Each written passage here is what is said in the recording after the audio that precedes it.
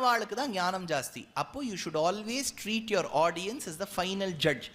இவா என்ன கேட்கறதுன்னு நினைக்கக்கூடாது. இது ரொம்ப முக்கியம்.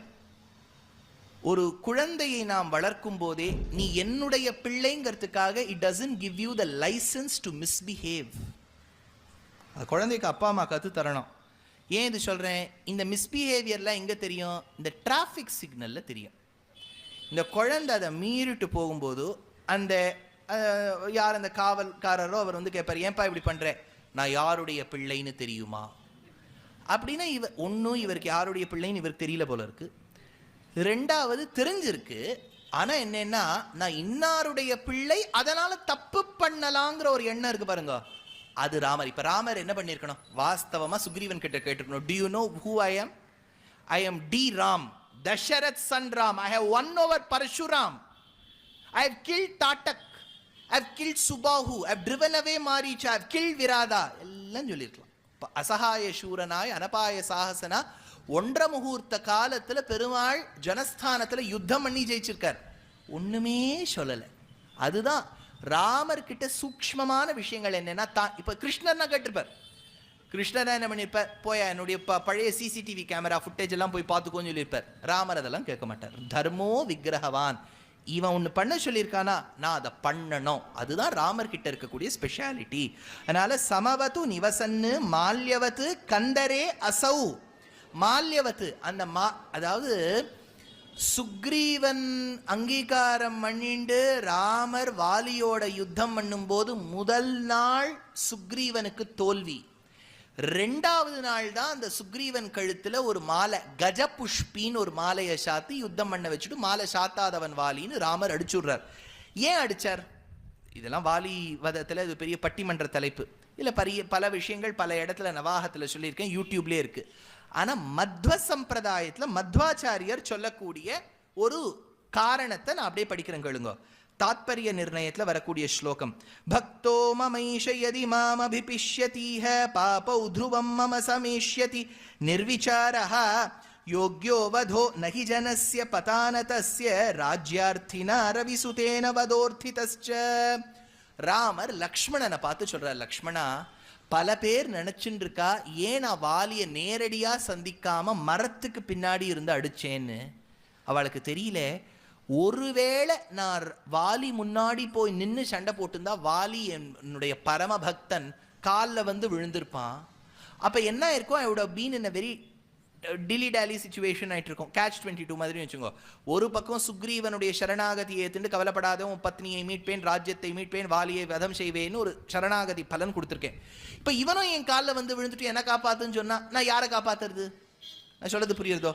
அப்படி இருக்கும்போது என்ன பண்றதுன்னு தெரியல லக்ஷ்மணா, அதனால தான் பின்னாடி இருந்து அடிச்சேன் அப்படின்னு இவர் சொல்ற. நாங்கள்லாம் வாலி வதத்துல சொல்றக்கூடிய காரணங்கள் சிலது வேற. ஆனா இங்க மத்வாச்சாரியர் சொல்லக்கூடிய காரணம் இது. யோக்யோவதோ நஹிஜனஸ்ய பதானதஸ்ய.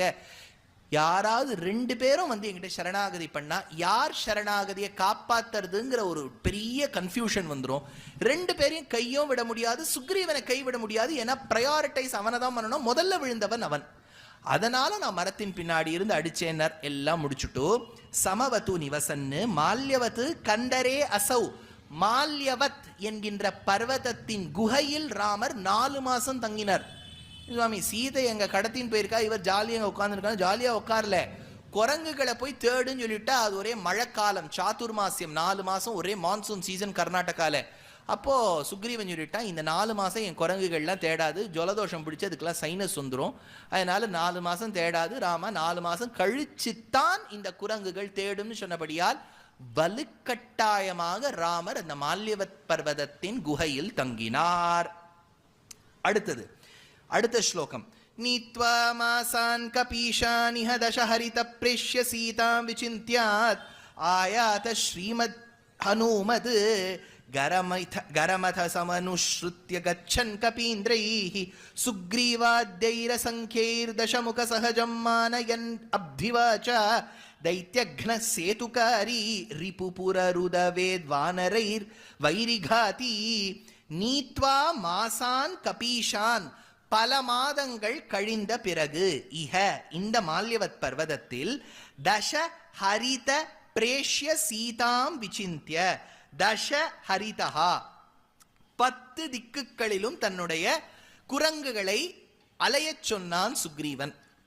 எடுத்தா ஆனா யார் கையில மோதிரம் போச்சு? எல்லார் கையிலையும் ஒரு பண்ணி கொடுத்துட்டார் சார். 70,000 காப்பி பண்ணி கொடுத்துருக்காரு ராமர்.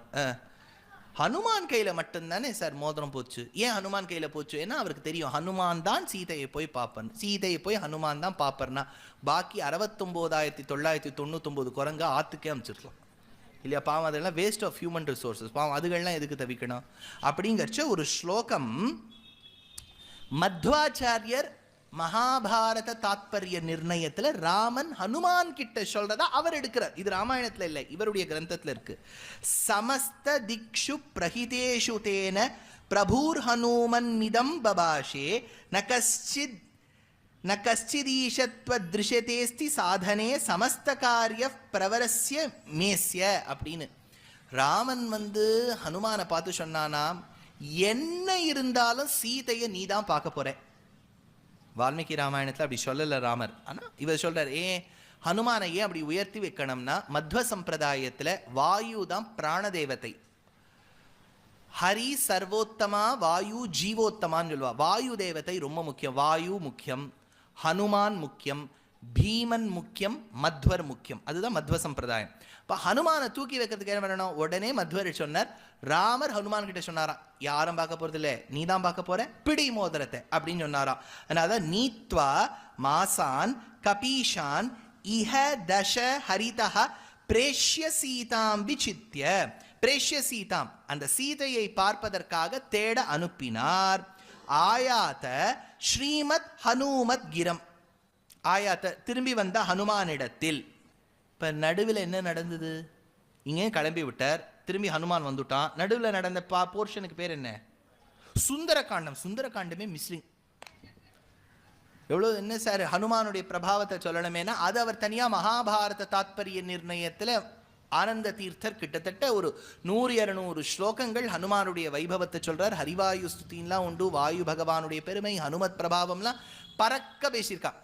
இந்த கிட்டத்தட்ட ஒரு 800 வருஷம்னு வச்சுக்கோங்களேன். ஒரு 800 வருஷமா இந்த மத்வ சம்பிரதாயம் ரொம்ப பிரபலமா இருக்கு. இந்த மத்வ சம்பிரதாயம் துவைத சித்தாந்தத்தில் ஹனுமான் ரொம்ப முக்கியம். அதனால தான் லாஸ்ட் ஒரு 400-500 இயர்ஸ்ல கர்நாடக மாநிலம், தமிழகம், ஆந்திர தேசத்துல நிறைய ஹனுமானுக்கு சன்னதிகள் ஏற்பட்டது. நீங்க ஹம்பிக்கு போனேன்னா அங்க ரொம்ப பிரசித்தமான ஹனுமான் இருப்பார். யந்திரோதக ஹனுமான்னு பேர், ரொம்ப அழகா இருப்பார். யந்திரத்துல எழுதியிருப்பார் ஹனுமான். ஒண்ணுமே இல்லை. இப்ப கர்நாடக மாநிலத்துல இருந்த பல கோவில்கள்ல இருந்த ஹனுமான் திப்பு சுல்தான் காலத்துல ரொம்ப அகப்பட்டு இருப்பாருங்கிறதுக்காக அதுல ஒரு ஹனுமான் புறப்பட்டு சேஃப்டிக்காக சென்னைக்கு வந்தார். நீங்க சான்ஸ்கிரிட் காலேஜ் பக்கத்துல ஒரு ஹனுமான பார்ப்பேன் இல்லையா? அவர் மைசூர் பிராந்தியத்திலேருந்து வந்த ஹனுமான். அந்த ஹனுமான்லாம் பார்த்தேன் இப்படி இருப்பா, இப்படி அப்படியே ஹனுமான் மாதிரி என்னால் காமிக்கலாம் முடியாது. இது பக்கம் முகம் திரும்பி இருக்கும், ஒரு பக்கம் இப்படி கையை வச்சுருப்பார். அவருடைய புச்சம்ங்கிறது மேல் பக்கமாக இருக்கும். இதெல்லாம் இருக்கு இல்லையா? இதெல்லாம் இந்த மத்வ சம்பிரதாயத்தில் இருக்கக்கூடிய ஆச்சாரிய வரியர்கள் ஏற்படுத்தினது. அதே மத்வ சம்பிரதாயத்தில் இருந்த ஆச்சாரியர்களுக்கு நிருசிம்மனும் ரொம்ப முக்கியம். இந்த நரசிம்மருங்கிறது வெறும் அய்யங்கார் பெருமாள் கிடையாது, அவர் எல்லாருக்கும் பெருமாள். அதனால்தான் ஸ்மார்த்தாளுக்கும் நிருசிம்மன் ரொம்ப முக்கியம். ஸ்ருங்கேரி மகா சன்னிதானம் நிருசிம்ம ஜெயந்தினா கோலாகலமாக இருக்கும் ஸ்ருங்கேரி மடத்தில். காஞ்சி மடத்துலையும் அவ்வளோ முக்கியம். அகோபிர மடத்தில் கேட்கவே வேண்டாம், ஆலோலன் நிருசிம்மன். ஆண்டவன் ஆசிரமத்திலையும் முக்கியம். மத்வ சம்பிரதாயத்தையும் நரசிம்மர் முக்கியம். அதனால தான் அந்த மத்வ சந்நியாசிகள் ஏற்படுத்தின பல நரசிம்மர் கோவிலை தான் நீங்க பார்ப்பேன். பரிக்கல், பூவரசன் குப்பம், சிங்கிரி, இதெல்லாம் மத்வ சம்பிரதாயத்தில் இருக்கக்கூடிய ஆச்சாரியர்கள் ஏற்படுத்தின நிருசிம்மன் கோவில். ஹனுமத் கோவிலும் அவ ஏற்படுத்தினதுதான்.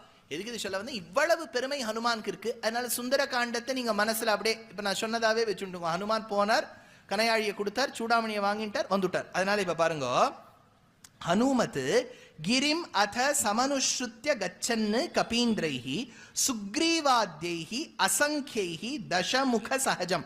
இப்ப இதை என்ன சொல்றார்? ஹனுமான் திரும்பி வந்து கிரம் அத சமனுஷ்ருத்ய, அப்ப ஹனுமான் வந்து சொன்னார், கண்டனன் கற்பினுக்கு அணியை கண்களால் இற்பிறப்பு என்பதொன்னும் கற்பு என பெயரொன்னும் கலிநடம் புரிய கண்டேன். உன் குலம் முன்னதாக்கி உயர்ப்புகளுக்கு ஒருத்தியாய தன்குலம் தன்னதாக்கி தன்னை இத்தனிமை செய்தான் வன்குலம் கூற்றுக்கு ஈந்து வானவர் குலத்தை வாழ்வித்து என் குலம் எனக்கு தந்தாள். நான் வந்து சீதையை போய் பார்த்தேன், சாதாரண பெண்ணில் கற்பே வடிவெடுத்த அந்த சீதையை பார்த்தேன், என் குலத்தின் பெருமையை எனக்கே கொடுத்துட்டா. அப்பேற்பட்ட ராமானுஜனம்னு ராமர் கட்டி பிடிச்சிட்டார். அபார பாராவார பரிகா பரிவிருத்த பரபுர பரசிருத்த தவதஹன ஜவன பவன பவ கபிவர பரிஷ்வங்க பாவித சர்வஸ்வதானு கட்டி பிடிச்சிட்டார்.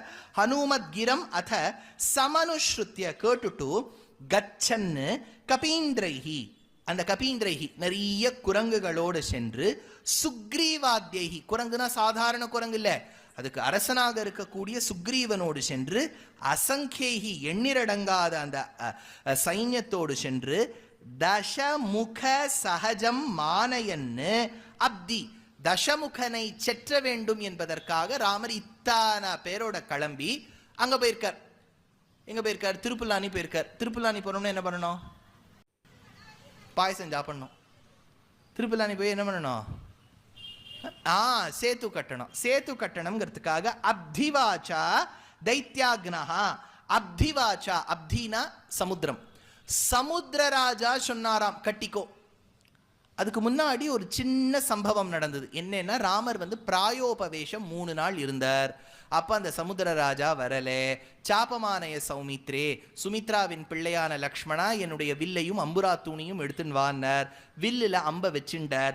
அடிக்கலாம் போகும்போது சமுத்திரராஜா வந்தார். பாகிமாம் பாகிமாம், மன்னிச்சுக்கோப்பா, நான் ஏதோ தப்பா லேட்டா வந்துட்டேன், நீ பாட்டுக்கு சேத்து கட்டிக்கோன்னு சொன்னார். இதுதானே நீங்க கேள்விப்பட்டிருக்கீங்க. இதுதான் ராமாயணத்துல இருக்கு. ஆனா மத்வருடைய மகாபாரத தாத்பரிய நிர்ணயத்தில் எப்படி இருக்குன்னா, ராமன் கடலை வற்றடிக்க செய்து விட்டான். அப்புறம் சமுத்திரராஜா வந்தோடனே அப்புறம் இங்க இருந்து தண்ணி எல்லாம் வாங்கி போட்டிருக்கார் அப்படின்னு. அது மத்வ, அதாவது என்னன்னா, ராமனுடைய கோபத்துக்கு ஒரு செலுத்தக்கூடிய இடமா சமுத்திரன் இருந்திருக்கான். அப்புறம் மிஸ்பிளேஸ்ட் ஆங்கரா இருக்கே ராமா, நான் தான் வந்துட்டேனே, என் மேல இருக்க கோபத்தை நீ வேற யாருக்கிட்டையாவது காமிஞ்சோன்னு ராமர் அப்படியே இந்த கோபத்தை டீட்டுவர் பண்ணி, இப்போ மெட்ரோக்காக எப்படி சுத்தி சுத்தி நம்மளை விடுறாளோ அந்த மாதிரி அந்த கோபம் வந்தோடனே இந்த கோபத்தை வேற கிட்டையாட்ட டைரக்ட் பண்ணுன்னு சொன்னோடனே நேர மருகாந்தாரம்ங்கிற இடம், இன்றளவும் ராஜஸ்தானத்தின் ஒரு பகுதியில செலுத்தின உடனே அந்த இடத்துல அவர் போட்டு அந்த இடத்துல இருக்கக்கூடிய செடி கொடிகள் எல்லாம் வாடி ரேகிஸ்தான் ஆயிடுத்து, டெசர்ட் ஆயிடுத்து. அது அப்படின்னு இந்த இடத்துல ஒரு விதமா புரியுறது. சுக்ரீவாத்யைஹி அசங்கேஹி தசமுக சகஜம் மானயன் அப்திவாச்சா தைத்யக்னஹா, தைத்தியர்களை கொன்னு சேத்துக்காரி கொல்ல வேண்டும் என்பதற்காக சேத்துக்காரி சேத்துவை எழுப்பின ராமா. ரிபு புரருத் ஆவேது வானரைஹி வைரிகாதி, அதனால இந்த குரங்குகளை அழைத்து கொண்டு சேது கட்டப்பட்ட சேதுவினால் நடந்து அந்த லங்கா பிரதேசத்துக்கு சென்றாய். இப்போ இதுல இன்னொரு விஷயம் மத்வரும் எடுக்கிறார், ராகவேந்திரரும் எடுக்கிறார். என்னன்னா, அந்த சமுத்திரத்துக்குள்ளே சில தைத்திய விஷயங்கள், தைத்தியர்கள் இருந்தார்களாம். அந்த தைத்தியர்களை கொல்ல வேண்டி ராமர் அந்த அஸ்திர பிரயோகம் பண்ணார்னு மத்வர் எடுக்கிறார். மறுபடியும் நான் சொல்றேன், இது ஆதி காவியத்துல இல்ல, உள்ளுக்குள்ள அசுரால் இருந்தான்னு இல்லை, அது மருகாந்தாரத்துக்கு பக்கம் இருந்தா ராமர் அந்த இடத்துல விட்டார்னு இருக்கு. அதனால தைத்யக்னஹா சேதுகாரி ரிபு புரருதவேத் வானரைர் வைரிகாதி அப்படின்னு எடுக்கிறார். அடுத்த ஸ்லோகம், பக்னம் கிருத்வா தசாஸ்யம் குருதர வபுஷம் கும்பகர்ணம் நிஹத்ய பிரத்வஸ்தா சேஷநாகம் பதகமலநதம் தார்க்ஷ்யமானந்த்ய ராமஹ சர்வானுஜ்ஜீவயந்தம் கிரிதரம் அனகஸ்சாஞ்சனேயம் கபீன் ஸ்வான் விஜ்ஞானாஸ்திரேண ரக்ஷன் சமவது தமயல் லக்ஷ்மணாச்சக்ரசத்ரும் பக்னன் கிருத்வா தசாஸ்யம், அந்த தசானனனை கொன்னு தீர்த்த ராமா, அவனை போர்க்களத்தில் தோல்வி அடைய செய்த ராமா. குருதர வபுஷம் கும்பகர்ணம், குருனன்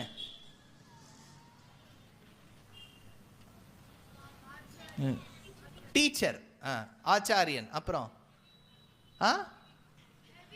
ஹெவி, பெருசு, வெரி குட். குருதர வபுஷம், பெரிய உடம்போடு இருந்தவர் யாரு? ராவணனோட தம்பி கும்பகர்ணன் வர்ணிக்கிறார். குருதர வபு, வப்புனா உடம்பு, குருதர வபு ஹெவி பாடி, ஒபீஸ் பாடி. அதனால குருதர வபுஷம் கும்பகர்ணம் நிகிருஹ்ய, அந்த ராவணனை கொன்னு பெரிய உடம்போடு கூடிய ராவணனுடைய தம்பியான கும்பகர்ணனையும் செற்று அசேஷ நாகம் பதகமல நதம் தார்க்ஷ்யம். அதாவது 3 இடங்கள்ல ராமர் அவர் தம்பி தலை சுத்தி கீழே விழுவா. முக்கியமா லக்ஷ்மணன் 3 இடத்துலயும், ராமர் 2 இடம். முதல்ல பாம்புகள் நாகாஸ்திர பிரயோகம் பண்ணும்போது நாகங்கள்லாம் இவர்களை சுத்தி இருக்க அத்தனை பேரும் மூர்ச்சையாரா. முதல் தடவை ராமருடைய சைன்யத்துல எல்லோரும் மூர்ச்சையாகும் போது தார்க்ஷ்ய, தார்க்ஷ்யன்னு சொன்னா கருடன் அர்த்தம். கருடனுக்கு பல பேர் உண்டு. தார்க்ஷ்யன், கருத்மான், வைனதேயன், அந்த மாதிரி பல பல பேர் உண்டு. விஹகேஸ்வரன் அப்படின்னு பேரு. இப்போ இந்த தார்க்ஷ்யன் வந்தானாம், கருடனே வந்தானாம். அதனால இந்த கருடன் வரும்போது மகாபாரத தாத்பரிய நிர்ணயத்துல ஒரு ஸ்லோகம் எடுக்கிறா. என்னன்னா, கருடன் முற்காலத்துல, இது ராமாயணத்துல இல்ல, இவருடைய கிரந்தத்துல இருக்கு. பிராரம்பத்துல தேவர்கள் போய் பெருமாள் கிட்ட பிரார்த்தனை பண்றா. இந்த அசுரர்கள் ராட்சசர்கள் ரொம்ப படுத்துறா.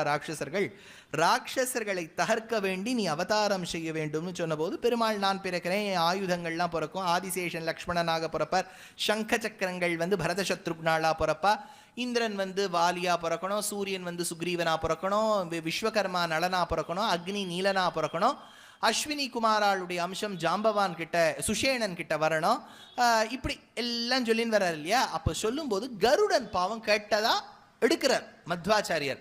நான் பிறக்கலாமா? இல்லப்பா, எல்லாரும் வைகுண்டத்துட்டு புறப்பட்டு வந்துட்டா, யாராவது இங்க என்கரேஜ் பண்ணிட்டா என்ன பண்றது வைகுண்டத்தை, நீ வைகுண்டத்தை பார்த்துக்கோ. ஏன் சார், ராமாவதாரம் எடுக்கும்போது எனக்கு ஒரு சின்ன ரோல் ஸ்பெஷல் அப்பியரன்ஸ்னு உண்டு. பெரிய பெரிய ஆக்டர்ஸ்க்கெலாம் ஸ்பெஷல் அப்பியரன்ஸ்னு ஒரு 5 நிமிஷம் வந்துட்டு போயிடுவார். அந்த மாதிரி வரலாமான்னு கேட்ட கவலைப்படாத. யுத்த காண்டத்தில் முதல் தடவை எனக்கு நாகபாஷம் போடும்போது நீவான்னு சொன்னதா, கருடனுக்கு வரம் கொடுத்ததா, பெருமாளே வரம் கொடுத்ததா மத்வாச்சாரியர் எடுக்கிறார். அகம் சமர்த்தோபி ச லக்ஷ்மணஸ்ச ததா ஹனுமான் விமோச்சயாமஹ தவ பிரியார்த்தம் கருடைவயே கருடேஷயேவ கிருதஸ்தவாதேஷ இமம் குருஷ்வ. அந்த சத்தியத்துக்கு தக்கவாறு, கொடுத்த வரத்துக்கு தக்கவாறு நாகபாஷத்தால் ராமனும் இலக்குவனும் மூர்ச்சையாகி பூமியில் கீழே விழ பிரத்வஸ்த அசேஷ நாகம் பதகமலனதம் தார்க்ஷ்யம் ஆனந்திய ராமஹா அப்படின்னு எடுக்கிறார். 2வது தடவை நாகபாஷம் போடும்போது யார் ஹெல்ப் பண்றா? என்ன பண்றார் ஹனுமான்? அந்த பர்வதத்தை கந்தமாதன பர்வதம்னு பேரு, அதை தூக்கின் வர்றார். அதுல 4 மூலிகை உண்டு. சஞ்சீவனி, மிருத சஞ்சீவனி, விஷல்யகரணி, சந்தானி அப்படின்னு 4 மூலிகை. அதுல ஒரு மூலிகை ஸ்கின் ப்ராப்ளம் எல்லாம் போக்கும், இன்னொரு மூலிகை ஃப்ராக்சர் எல்லாம் சரிப்படுத்தும், இன்னொரு இதெல்லாம் இருக்கு. இதெல்லாம் ராமாயணத்துல யுத்த காண்டத்துல வருது. அந்த பண்டிதர் சொல்றார் எந்தெந்த மூலிகை எதுக்காக. பாவம் ஹனுமான் எல்லாத்தையும் கேட்கிறார். நல்ல பிரைட் ஸ்டூடெண்ட் தான், பாவம் போறார். ஆனா இது ஒரே டென்ஷன்ல கேட்டிருக்காரு இல்லையா. அதனால இந்த ஹிமாலய பர்வதத்துக்கிட்ட போனோம்னா எல்லா செடியும் ஒரே மாதிரி இருக்கு அவருக்கு. எல்லாம் இப்போ தளிகை பண்றவாளுக்கு தெரியும், சிறுகீரைனா என்ன, முளைக்கீரைனா என்ன, பொன்னாங்கனினா என்ன, மணத்தக்காளினா என்ன, பாலக்குனா என்ன, சப்பக்கினா என்னன்னு இவ்வளவு கீரை வகைகள் தளிகை பயிற்சி எடுத்தவாளுக்கு தெரியும். முதல் நாள் அது தன்னுடைய திருக்கால்களை பொன்னடி சாத்திருக்கு மடப்பள்ளியில, அது கைங்கரியமே பண்ணது கிடையாது. அது தளிகை பண்ணாத பட்சத்தில் நீங்க கீரை எல்லாம் வச்சேன்னா எல்லா இலையும் ஒரே மாதிரி தான் இருக்கும். பாட்டு கேட்டு, நான் ஏதோ தப்பா சொல்லிட்டேனோன்னு நினைச்சேன். அதனால பாட்டு கேட்டு பழகினவாளுக்கு கல்யாணினா என்ன, கல்யாணிக்குள்ள இவர் கிரகபேதம் பண்ணியிருக்கார். 2 ராகங்களை தொட்டுட்டு வெளியில மறுபடியும் கல்யாணிக்கு வந்துட்டார். காம்போஜிய அடுத்தது எடுத்துட்டு இருக்கார். இந்த ராகமாலிகா இது பிரதிமத்தியமம், இது சுத்த மத்தியமம். ஓஹோ, கொஞ்சம் இந்த இடத்துல பஞ்சமத்தை மட்டும் தொடல, இந்த இடத்துல 2வது மாவை பாடுறார். இதெல்லாம் பாட்டு தெரிஞ்சவாளுக்கு தெரியும். பாட்டுக்கும் அவருக்கும் சம்பந்தமே இல்லை. நீங்க கொண்டு கச்சேரியில உட்காத்தி வைங்கோ, காம்போஜியை முடிச்சுட்டு கல்யாணி எடுத்திருக்கார். 2 கனமான ராகங்கள் ஒரே மாதிரி தானே இருக்கு. அவர் கேட்பார். ஏன்னா இப்ப கல்யாணி காம்போஜிக்கு அவருக்கு வித்தியாசமே தெரியாது அந்த இடத்துல. தப்பா நான் சொல்ல வரல, அந்த எக்ஸ்பீரியன்ஸ் அப்படிங்கிறது ஒன்று இருக்கணும். ஹனுமான் பாவம் முதல் முறையா போறார். அவர் பிரைட் ஸ்டூடெண்ட், ரொம்ப சூரியன் கிட்ட படிச்சிருக்கார். அங்க போனோன்னு பார்த்தா எல்லா செடியும் ஒரே மாதிரி இருக்கு. இவர் ஏதாவது தப்பான செடியை எடுத்துட்டு போய் அவர் திரும்பி லங்கால இது இல்லப்பா வேற எடுத்துமான்னு சொன்னா திரும்பி இவர் 3000 கிலோமீட்டர் வரணும். அதுக்கு என்ன பண்ணிட்டார், முதல் 5.5 பெட்டியே எடுத்துன்னு போயிடலாங்கிறதுக்காக மலையே தூக்கின்னு போயிட்டார். தூக்கின்னு போனோன்னு இந்த காற்று வீச அத்தனை பேரும் எழுந்துட்டா. திரும்பி 3வது தடவை மூர்ச்சையாகும் போது மறுபடியும் பர்வதத்தை எடுத்துன்னு வர்றார். ஹனுமான் 2 தடவை யுத்த காண்டத்துல பர்வதத்தை எடுத்துன்னு வர்றார். ஞாபகம் வச்சுக்கோ. எடுத்துன்னு வந்துட்டு ஹனுமானோட பெருமை என்னன்னா, எடுத்துன்னு வந்துட்டு எடுத்த இடத்துலயே கொண்டு வச்சுட்டார். அதுதான் நமக்கும் அவருக்கும் இருக்கக்கூடிய வித்தியாசம் இல்லையா? எடுத்த இடத்துலேருந்து வைக்க தெரியாதவர்கள் நாம். அதனாலதான் நம்மளை பிற்காலத்துல யாரும் பாட போறது இல்லை. அவர் எடுத்த இடத்துலேருந்து வச்சார், திரும்பி கொண்டு வச்சுட்டார். அதனால தான் இன்னைக்கும் ஹனுமானோட பெருமையை சொல்லிட்டு இருக்கோம். சரி, இந்த முதல்ல கருடன் வந்தார், 2 தடவை ஹனுமான் வந்தார்னு பார்த்தோமா ராமாயணத்துல. ஆனா இந்த இடத்துல என்ன எடுக்கிறார் மத்வாச்சாரியர், இந்திரஜித் மோகாஸ்திர பிரயோகம், மோகனாஸ்திரம்னு ஒரு அஸ்திர பிரயோகம் பண்ணான். இது பிற்காலத்தில் மோகனாஸ்திரம் மாதிரி காந்தர்வாஸ்திரம் கிட்டத்தட்ட அர்ஜுனன் பயன்படுத்துவான். எங்க பயன்படுத்துவான்? வெரி குட், விராட்ட பர்வாவின் அந்த கடைசியில பயன்படுத்துவான் இந்த வந்த கௌரவர்கள் மீது. அப்பதான் அவள்லாம் மூர்ச்சையான உடனே இதெல்லாம் ஒரு விஷயம் நடக்கும். எதுக்கு இது சொல்ல வந்தேன்னா, இந்த அஸ்திரத்தை இந்திரஜித் பிரயோகம் பண்றான். இந்திரஜித் இந்த அஸ்திரத்தை பிரயோகம் பண்ண உடனே இந்த குரங்கு சைன்யம் எல்லாம் மோகிச்சு கீழே விழுந்துருத்து. அப்போ பெருமாள் பார்த்தாராம். அப்ப பெருமாளுடைய கோபத்தை பார்த்துட்டு பயந்துட்டானா இந்திரஜித். ஓடி போனானாம் யுத்த களத்திலிருந்து. யுத்த களத்திலிருந்து ஓடி போகும் அவனை பார்த்து, நான் அஸ்திரத்தை விடக்கூடாது லக்ஷ்மணா, யுத்த களத்திலிருந்து ஓடுபவனை பார்த்து அஸ்திரம் விடலாமான்னு சொல்லிட்டு அவனை திருத்தறதுக்கு பதிலா அஸ்திரத்தை ராமர் குரங்குகள் மேல ஏவினார். அந்த அஸ்திரத்துக்கு விஞ்ஞானாஸ்திரம்னு பேர். மோகத்தால விடுபட்டவர்களுக்கு விஞ்ஞானம், ஞானத்தை கொடுத்து தான் சம்பாதிக்க முடியும்னு விஞ்ஞானாஸ்திர பிரயோகம் பண்ணார். இது மத்வாச்சாரியருடைய தாத்பரிய நிர்ணயத்தில் இருக்கு. அதே சம்பிரதாயத்தில் வந்தபடியார் ராகவேந்திர தீர்த்தரும் எடுக்கிறார். விஞ்ஞானாஸ்திரேண ரக்ஷன் சமவது தமயன் லக்ஷ்மணா சக்ரசத்ரும். சக்ரசத்ரும், சக்ரசத்ரும்னா யார் தெரியுறதோ? யாரு சக்ரசத்ரும்? சக்ர, சக்கரன இந்திரன் அர்த்தம். சத்ரு என்று சொன்னால் அந்த இந்திரனை ஜெயித்தவர், இந்திரஜித் என்று பொருள். அதனால இந்த இடத்துல சொல்றார் தமயன் லக்ஷ்மணாத் சக்கர சத்ரும் அப்படின்னு இந்த இடத்துல எடுக்கிறார். அடுத்த ஸ்லோகம், கிரவ்யாதான் கன்ன சங்கியானபி தசவதனம் பிரம்ம பூர்வை சுரேஷைஹி புஷ்பைரா கீரியமானோ ஹுதவஹ ஹுதவஹ விமலம் ஆப்ய சீதாம் விதாய ரக்ஷோநாதம் ஸ்வபக்தம் ஸ்வபுரமதகத புஷ்பகஸ்தஸ் சமஸ்தைஹி சாம்ராஜ்யே சாபிஷிக்தோ நிஜஜனமகிலம் மானயன் மேகதி ஸ்யாத். கிரவ்யாதன், அளவிட முடியாத ராட்சசர்களை கனன் கொன்னு முடித்த, அசங்கியான் அளவிட முடியாத ராட்சசர்களை கொன்னு முடித்த, அபி தசவதனம் ராவணனை கொன்னு தீர்த்த பிறகு பிரம்மபூர்வைஹி சுரேஷைஹி புஷ்பைஹி அகீரியமானஹா, அங்க இருக்கக்கூடிய தேவர்கள், பிரம்மாதி தேவர்கள் மேலேந்து புஷ்ப வருஷம் பண்ணாளே. அடுத்தது ஹுதவஹ விமலம். ஹுதவஹ விமலம், ஹுதவஹன்னு சொன்னா அக்னின்னு அர்த்தம். விமலம், அக்னிக்குள்ளே சென்று பிரவேசம் அடைந்து வெளியே வந்தவள் சீதை. இதில் ஒரு முக்கியமான விஷயம் சொல்றேன். இந்த அக்னி பரீட்சை, அக்னி பிரவேசம்லாம் வரும்போது ராமர் சீதையை பண்ணாரா அப்படின்லாம் கேட்டால், இது ராமாயணத்தில் அப்படிலாம் அவர் சந்தேகப்பட்ட மாதிரி தெரியல, அன்பயஸ்டாக பார்த்தா. ஏன்னா ஹனுமான் ஒரு ரிப்போர்ட் கொடுக்குறார், சீதையை பற்றி இவருக்கு தெரியும். லக்ஷ்மணன் என்கின்ற ஒரு அடியவர் கிட்டப்பட்ட அபச்சாரத்துக்காக ராமர் அதே லக்ஷ்மணனை என்ன கேரக்டர் மலைன் பண்ணாரோ அதே கேரக்டர் அசாசினேஷன் ராமர் சீதைக்கும் பண்ணி, நீ என் விருப்பமான பத்னியாக இருந்தாலும் ஒரு ராஜா என்கின்ற அளவிலே என் குடும்பமே தவறு பண்ணாலும் அவளை நான் கேள்வி கேட்பேன். Even if my family does something wrong, I will question my family என்கின்ற கணக்கில் நீ போய் லக்ஷ்மணன் அப்படி சொல்லலாமா, அதுக்காக நீ அக்னி பிரவேசம் பண்ணணும்னு ராமர் சொன்னதா ஒரு அர்த்தம் வருது. ஆனா இது ராமாயணத்தில் வரக்கூடிய அர்த்தம். ராமாயணத்தை அடிவொத்தி இருக்கக்கூடிய ஏனைய புராணங்கள்ல ஒரு விஷயம் சொல்லியிருக்கா. சில புராணங்கள் என்ன சொல்றான்னா, சீதையை கவர்ந்து செல்ல வேண்டும் என்று ராவணன் வர, சீதை உள்ள பலங்களை எடுக்க செல்லும் போது ராமர் செய்து கொண்டிருந்த அக்னிஹோத்திரத்திலிருந்து அக்னி பிறந்து சொல்லித்தான், சீதை நீ எனக்குள்ள வந்து மறைஞ்சுக்கோ, நான் இன்னொரு மாயா சீதாவை ஏற்படுத்தி அனுப்புறேன், அந்த மாயா சீதாவானவள் ராவணனோடு செல்லட்டும், மறுபடியும் அது முடியும் தருவாயில அக்னிக்குள்ள அவ பிரவேசம் பண்ணுவோ, அவ அக்னிக்குள்ள அந்த மாயா சீதா பிரவேசம் பண்ண உடனே ஒரிஜினல் சீதையா இருக்கக்கூடிய ஒன்றை நான் கொண்டு ராமரோட சேர்த்துடுறேன். கேள்விப்பட்டிருக்கிறது? இது சில புராணங்கள்ல ஓரமா சொல்லப்பட்டிருக்கு. ஆனா வால்மீகி ராமாயணத்துல இல்லை. அதாவது வந்து இது விஎஃப்எக்ஸ்ல இன்னொரு சீதையை பண்ணி அந்த ஹோலோகிராம் சீதை வந்து உள்ள போய் அந்த சீதை வெளியில வந்து இதெல்லாம் ராமாயணத்துல இல்லை. அப்படின்னா மற்ற புராணங்கள் சொல்லுவது பொய்யா?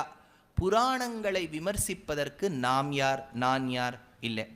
அப்படின்னா நம்ம எதை வச்சுக்கலாம்? புராணங்கள் சொல்லி இருக்கட்டும், நமக்கு ஆதார கிரந்தம் இதிகாச சிரேஷ்டம் ராமாயணம். அந்த ராமாயணத்தின் அடிப்படையில் சீதை சென்றாள், அவளைதான் கவர்ந்து சென்றான், தொடைய ஒரு கையால முடிய ஒரு கையால கவர்ந்து சென்றான். அந்த சீதையானவளைத்தான் பின்னாடி லக்ஷ்மணன் கிட்ட பாகவதாபச்சாரப்பட்டுட்டாங்கிறதுக்காக ராமர் அக்னி பரீட்சை செய்தார் அப்படிங்கிறது நம்ம புரிதல். இங்க ஆனா பார்க்கலாம் என்ன சொல்றார், விமலம் ஆப்ய சீதாம் விதாய. மத்வாச்சாரியர் சொல்லுவது மூல ராமாயணம், இன்னொரு ராமாயணம், அதுல அந்த அத்தியாத்ம ராமாயணத்துல இதெல்லாம் வரும், அதெல்லாம் எடுத்து அவர் சொல்றார். அதுக்கு என்ன சொல்றாருன்னா, இந்த சீதையை கொஞ்ச நாள் வந்து ராமர் ஜாகிரதையா இருக்கட்டும், ஏன்னா ராவணனோட போரெல்லாம் நடக்குங்கிறதுக்காக ஹிமாலயாஸ்ல கைலாசத்துல ஜாகிரதையா இருன்னு வச்சிருக்கார். இப்போ இந்த அக்னி பிரவேசம் பண்ணோன்னு கைலாசத்திலேருந்து சீதை வந்து இந்த அக்னிலேருந்து வெளியில வந்ததாலாம் இருக்கு. இவர் எடுக்கிறார், நான் அப்படியே சொல்லிடுறேன் ஸ்லோகத்தை. ஜானன் கிரீஷாலயகாம் சீதாம் சமக்ரஹீத் பாவக சம்பிரதத்தாம் முமோத சம்பிராப்ய தாம் ச ராமஹா சாச்சைவ தேவி பகவந்தமாப்ய அப்படின்னு மத்வருடைய ஆச்சரியமான ஸ்லோகம். இதை நான் வந்து இது சரியா தப்பாங்கிறத நம்ம பார்க்க வேண்டாம். முக்கியமா என்னன்னா, சீதையானவளுக்கு அக்னி பரீட்சை நடந்தது, அது எல்லாரும் ஒத்துக்கிறார். அது ஆன பிறகு விதாய ரக்ஷோநாதம் ஸ்வபக்தம் ஸ்வபுரம் அத கதஹா புஷ்பகஸ்தைஹி சமஸ்தைஹி. இப்போ ராமருக்கு அந்த அக்னி பரீட்சை சீதைக்கெல்லாம் பண்ணி நேர இவ புறப்பட்டு அயோத்தியாவுக்கு வரா. எப்படி வரா? பாவம் இந்த இவர் தான் நம்ம விபீஷணன் தான் வந்து, it is okay, you can use my Pushpaka விமானம், நான் உனக்கு சார்ட்டர் பண்ணிடுறேன் ஃப்ளைட்டை, நீ போயிட்டு வான்னு சொன்னோடனே எல்லாரும் கிளம்பி வரா. பட்டாபிஷேகம் முடிஞ்சோன்னா அவ ஊருக்கு போயிட்டா. இப்ப சுக்ரீவன் அயோத்தியாலே தங்கிடல, அவர் பாவம் கிஷ்கிந்தாக்கு போயிட்டார், விபீஷணன் லங்கைக்கு போயிட்டார். அதனால சொல்றார், புஷ்பகஸ்தஹ சமஸ்தைஹி சாம்ராஜ்யைச்ச சாம்ராஜ்யே ச அபிஷிக்தோ நிஜ ஜனம் அகிலம் மானயன் மே கதி ஸ்யாத். அபிஷிக்தஹ நிஜ ஜனம் அகிலம்.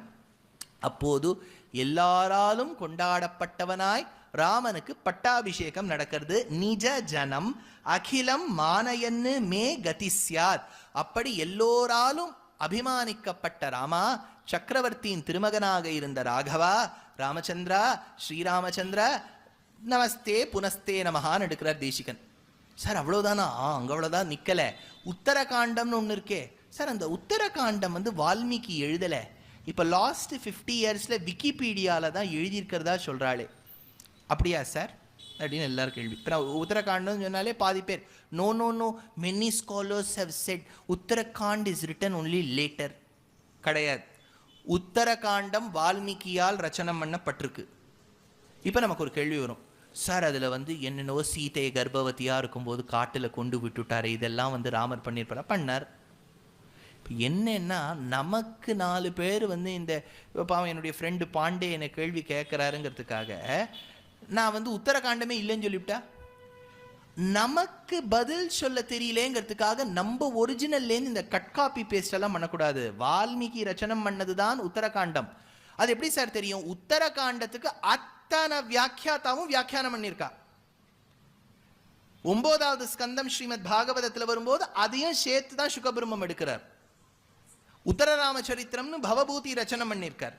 ராகவேந்திரர் எடுக்கிறார். தேசிகன் உத்தரகாண்டத்தையும் சேர்த்து தான் ரகுவீர கத்தியம் பாடியிருக்கார். நமக்கு பிடிக்கல, நமக்கு புரியலேங்கிறதுக்காக இருக்கக்கூடிய விஷயத்தை பின்னாடி சேர்த்துட்டான். லாஸ்ட் 50 வருஷத்துல யாரோ எழுதி அட்டாச் பண்ணாலாம் சொல்றது தப்பு. அத்தனை ஆச்சாரியர்களும் ஒத்துருக்கா. நமக்கு பதில் சொல்ல தெரியலன்னா நம்ம ஒத்துக்கணும். சார் எனக்கு ஞானம் இல்லை, ஏன் ராமர் வந்து சீதையை கர்ப்பவதியா காட்டு காமிச்சான்னு எனக்கு புரியல அப்படின்னு நம்ம சொல்லலாம். You may disagree with it. Ramar பண்ணது தப்பு நீங்க நினைக்கலாம், இது உங்களுடைய ரைட். பட் ஆனால் உத்தரகாண்டம் ராமாயணத்தோட சேர்த்தி. அதனால தான் ராகவேந்திரர் எடுக்கிறார், ரக்ஷன் க்ஷோணீம் சம்ருத்தம் நுதஹா உத. ராமர் ரொம்ப நன்னா அயோத்தியாவை பரிபாலனம் பண்ணார். அதுதான் ராமராஜ்யம்னு பேர். அதுல ஒரு ஸ்லோகம் பாருங்க, மகாபாரத தாத்பரிய நிர்ணயத்துல, பிரசாசதீஷே பிருத்திவி பபூவ விரிஞ்ச லோகஸ்ய சமாகுணோன்னதௌ. மத்வருடைய அழகான ஸ்லோகம். ராமர் ஆண்ட விதம் எப்படி இருந்ததுன்னா பிரம்மலோகம் மாதிரி ஆயிடுதான் அயோத்தியா. அந்த அளவுக்கு பர்ஃபெக்ட் ரூலாம். ஏதாவது பண்டிகைக்கு வெல்லம் கொடுத்தாலும் அது உருகுமா, அப்பேற்பட்ட ஒரு ஊரா இருந்துதான். ஜனோகிலோ விஷ்ணுபுரோ பபூவ, அப்பேர் விஷ்ணுபுரமா மாறிவிடுத்தே. தர்மஹானிஷ்ட பபூவ கஷ்டித், தர்மத்துக்கு லவலேஷம் கூட ஹானி ஏற்படல. இன்னொரு ஸ்லோகத்தில் எடுக்கிறார், அப்படி திருவிழாக்கள் கொண்டாடுவாளாம் அயோத்தியால ராமராஜ்யத்துல. அத்தனை பேரும் பரமைகாந்திகளா இருந்தாளாம். ஊர்ல தனதானிய சமிருத்தி இருந்தது.